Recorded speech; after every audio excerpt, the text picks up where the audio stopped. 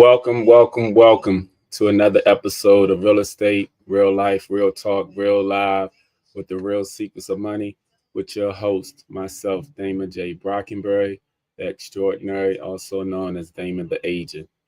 I want to thank you for joining me. Today is Friday, December the 5th, 2025. Been gone for a couple of weeks. I hope everyone had a great Thanksgiving.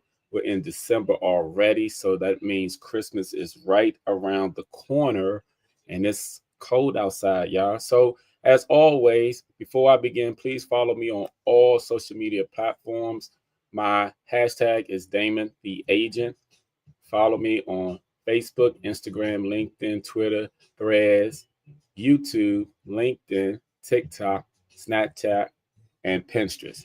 So, as always, let's jump into the wonderful world of real estate. So, today I want to talk about the truth about appraisals, inspections, and contingencies.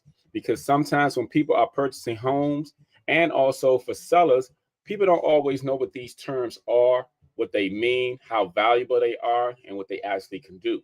So, I want to explain some things. First of all, the appraisal, which is normally ordered by the buyer, it is basically to get the value of the home for the lender. Okay, there's a few notes that I've written down so I can explain it to you. Appraisals don't always necessarily work for the buyer or the seller. They work for the lender because the lender has to make sure that whatever offer is made on that home, that house is worth at least that. It's to protect their asset. An appraisal is not always the true market value. It's the lender's risk assessment tool to protect their investment. Two appraisals can have two completely different values. Low appraisals happen all the time. And when this happens, it's usually because the fast rising markets, unique properties, lack of comps, or sometimes inexperienced appraisals, which that happens a lot. Appraisal gaps and appraisal waivers explained. Appraisers doesn't care about the decor of the home. Sometimes people think, oh, I added these light fixtures and I added this, and it gives some value. We're not going to doubt that. But at the same time, they don't focus on that. They care about the data. They focus on that. And what people have to understand is that the market sets the price. The appraiser sets what a bank is willing to lend. Okay, that holds value in so many different things. One day I'll break that down even furthermore. So here's the thing about the inspections that people need to understand. Inspections don't pass or fail houses, they report the condition. See, whenever you're getting an inspection, you always want to know what you are inheriting. This is why, like when housing back after COVID, when the demand was high and people were buying homes, and many people were waiving their home inspection contingencies because they wanted the house so badly. But that's never a good idea because you don't know what you're inheriting. I heard a story once before in which someone purchased a home, waived their home inspection contingencies, and then everything that they plugged in blew. The TV blew, the microwave blew, everything blew because there was a faulty circuit because there was no home inspection done. Home inspection may cost a couple of $100s, but it actually gives you a peace of mind. And that's what you're paying for when you get a home inspection. Every house, even new construction, has issues. That's why a lot of times when you're going into new construction, it's best to have a professional real estate agent who knows how to deal with new construction. Not just to have one to go in there and you sign a contract and they just sitting there with you and they get paid. I'm talking about knows what you do. Every client that I've had who's gotten new construction, I've always strongly advised them to get a home inspection. A lot of times the builders and the sales rep will tell you, you don't need to get a home inspection. It's brand new. Don't listen to them. They represent the builder. They don't represent you. And the people that I've had to get a home inspection, we've always found some issues going on. We found one time a faulty electrical panel. We found another time that the plumbing, all the toilets were extremely loose. And see, once you sign those dotted lines and you move it to the home and you try to get in contact, yeah, they tell you you have a warranty up to a year, but they move slow about getting to you because they're on to the next home. Inspections are for information, not for perfection. What inspectors are actually looking for, they're looking for roof, HVAC, electric, plumbing, structure, foundation, moisture, safety hazards. When you get a home inspection, they can sometimes be a deal killers, or you can look at them as they're telling you about the normal wear and tear. This is one of the reasons that why buyers should never skip a home inspection, and why sellers should expect repair requests or negotiations when they're selling homes. This is why sometimes sellers will sell a home for as is, because they don't want to take on any risk and they don't want to do any repairs or anything. But that always is up for negotiation. So nothing is set in stone until both the seller and buyer agree to the terms. Keep that in mind too. Inspections protect the buyers from surprise expenses, like I just mentioned, not from buying a home. Now, here's the truth about the contingencies. Contingencies are safety nets. They are safety nets. They protect buyers during a certain period. For example, a home inspection contingency, like I mentioned, you get that to know what you're inheriting with the house. You get that to know the normal wear and tears, to see what it is that you will have to do, whether it's something major or whether it's something minor. Also, appraisal contingency. This is to protect the buyer as well, to make sure that they are getting that home at the offer value.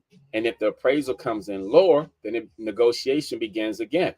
There's the financing contingency as well too. This is to protect the buyer also during a certain period where sometimes buyers have to get their things together. For example, they may have the credit, but they might not necessarily have all of the financing, and then they're trying to sometimes gather the money and the funds. This financial period protects them. And then home sale contingency. There are many sellers out there who want to sell their home, buy another home. They make an offer on another home, so they have to have a contingency to say, okay, when I sell this home, that I'll buy this home. But at the same time, they don't have that. They have to honor what's put in that contract, and then that homeowner wants to move forward based off what's in the contract. And then you also have the condo and HOA document review period, where you have that type of contingency as well. This is to make sure that the buyer and borrower understands the guidelines and the bylaws of the association that they're being affiliated with when they purchase the home. And sometimes people want to see if they can do certain things or if they can't. Sometimes they're deal breakers. I remember one time there was a guy who had a big truck. He did construction or something, and he moved up in the area, and the association, when he read that he could not bring his truck, he backed out of the deal. Understand that these contingencies allow the buyers to cancel without losing their deposit if major issues arise. In a competitive market, many buyers remove or modify contingencies to win. But to be honest with you, you're not really winning if, and I say the key word, if something arises afterwards. It's always best to have an experienced real estate professional who can negotiate on your behalf, because there are ways to get around these things and still win your offer. Okay. So sellers love fewer contingencies because it's less risk. They don't want to deal with any risk. Buyers should Buyers should be strategic and not reckless when waiving them, if waiving them. This is when you have the conversation with your real estate professional again. Contingencies do not kill deals. Lack of communication does, because you cannot go by assumptions when it pertains to real estate. You have to go by precise intentions and actions, and everything has to be put in writing. Again, this is why you have someone like me who will negotiate on your behalf, because when it pertains to appraisals, inspections, contingencies, you have to know the ins and out, because there's so many different dynamics to it, to the point where if you don't know, that one slip up can cost you thousands of dollars, and in some cases cause you the deal. Okay, so that's the truth about appraisals, inspections, and contingencies. I'll be right back with my Q&A.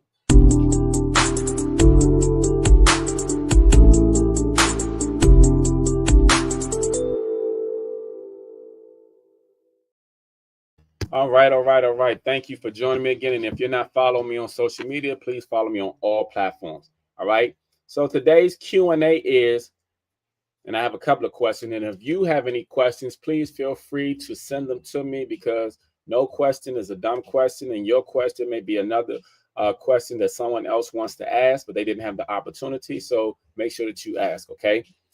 The first question is, what should you do if you feel like you are being discriminated against by a realtor? What should you do if you feel like you are being discriminated against by a realtor? That's a great question.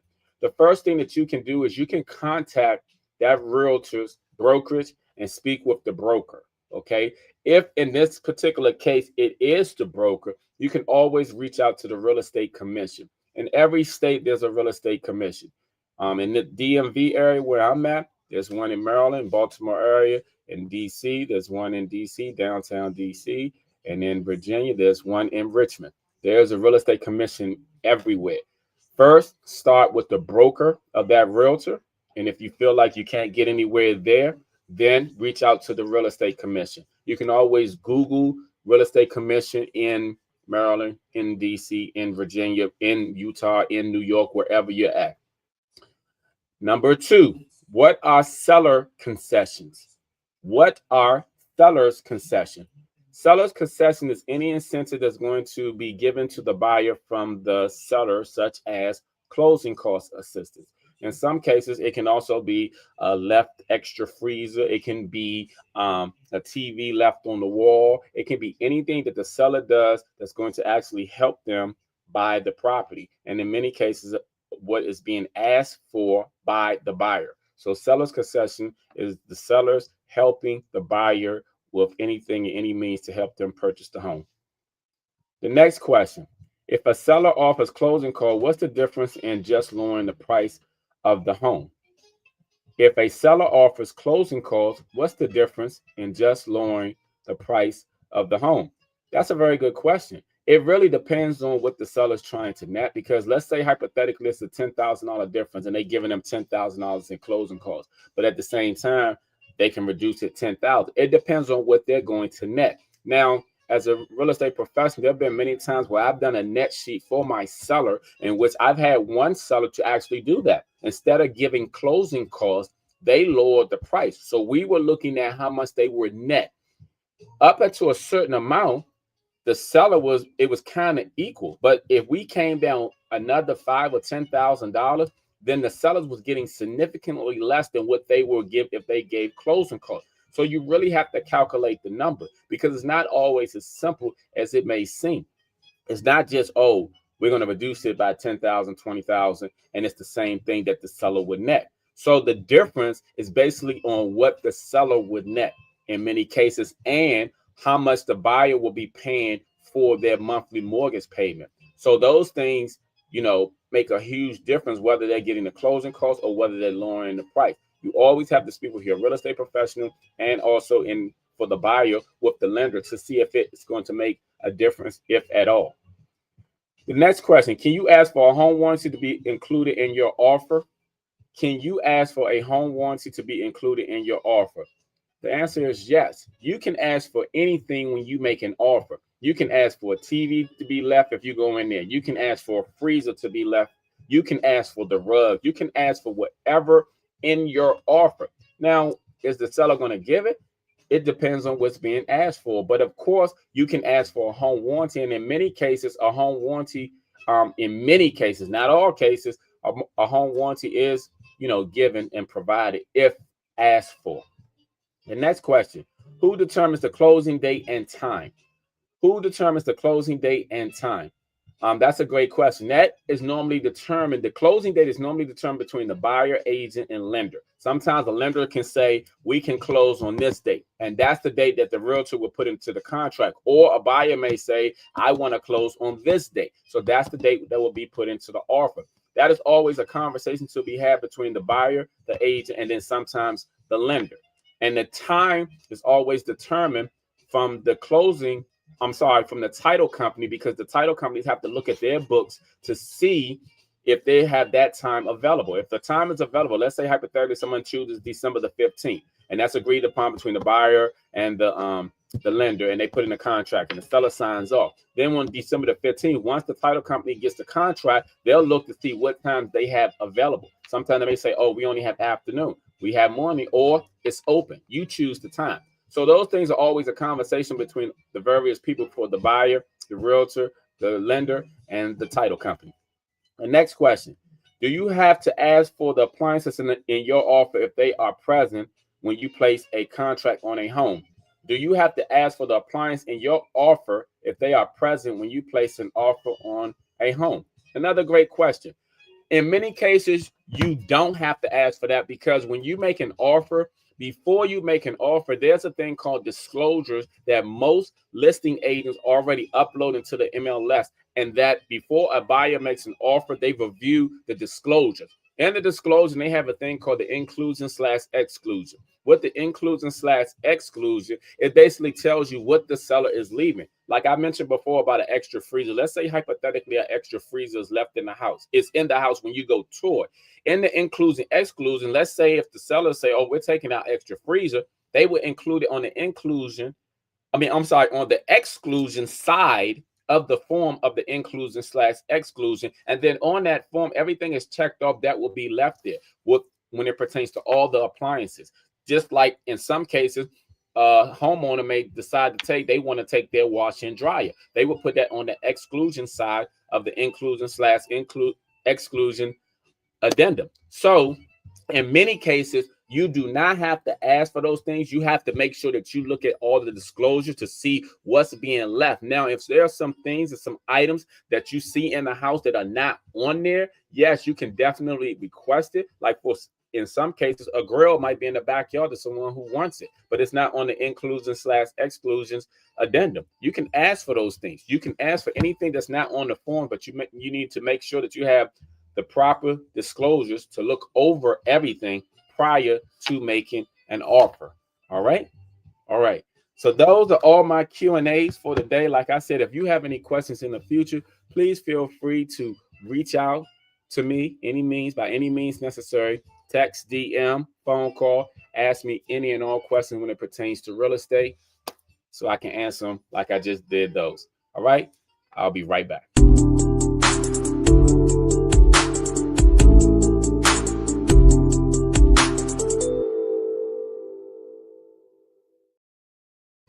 All right. So again, before I get to my topic of the day, I want to make sure that you follow me on all social media platforms.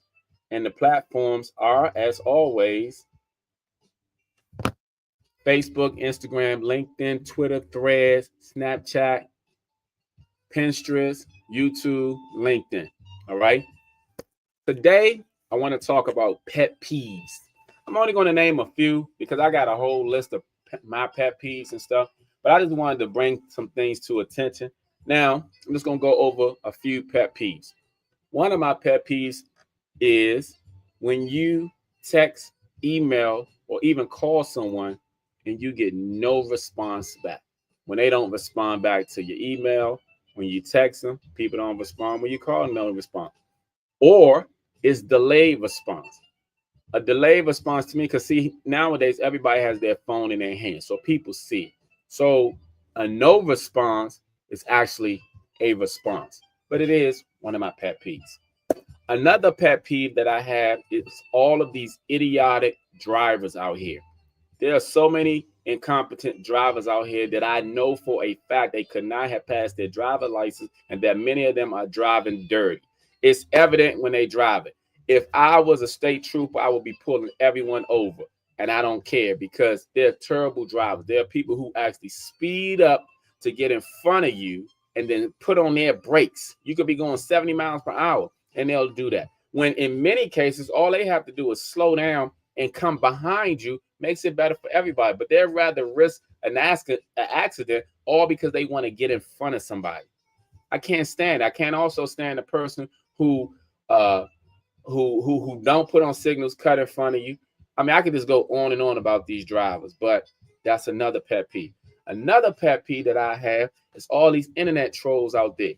And what I mean by that is these all the people who look at all your stories, all your posts, and don't ever comment, don't ever like anything, but they know everything that's going on with you. You know how many times I've been stopped and people say, oh, I've seen this, I've seen that. And the first thing I said, did you like it or comment? You understand? Because it's funny that I got one post that got over 3,200 views, but only 300 likes. That's not even 10%.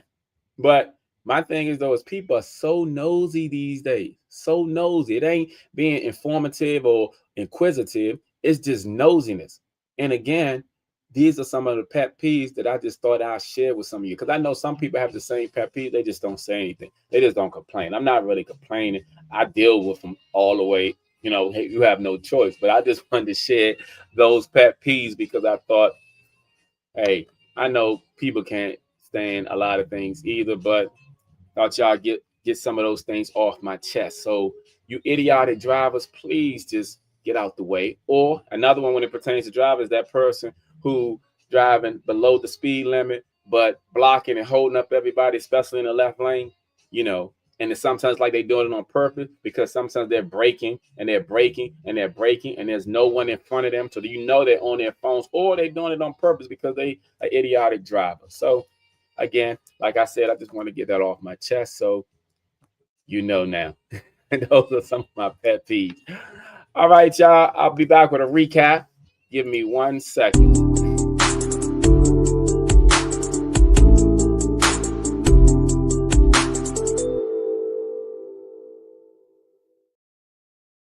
All right. Again, follow me on all social media platforms if you're not following me already. Facebook, Instagram, LinkedIn, Twitter, Threads, Snapchat, YouTube, Pinterest. I think I named all of them. And my hashtag is Damon the Agent. And if you have not checked out my website, please make sure DamonTheAgent.com. I'm pretty sure you'll love it. So again, I'm just going to briefly go over the truth about appraisals, inspections, and contingency. The truth about appraisal is when it pertains to the value, is more so what the bank is trying to get to make sure that the offer that a buyer writes is justifiable. When it pertains to inspection, you're making sure that you're getting the inspections to make sure you know what you are inheriting when it pertains to that properties. You know, it'll cost you more if you don't get an inspection than you will just waiving it. And then the truth about contingencies, these are safety nets to protect the buyers always. So please make sure that you get them. Do not care. If it's meant for you to have that home, you will. And guess what? Sometimes a better home might be in store for you if you don't. All right, real quick before I leave out, you know I got to show you my commercial. We sure could use the money. Time for some upgrades. We're pregnant. Oh my goodness, I need to downsize. We buy houses for cash as is.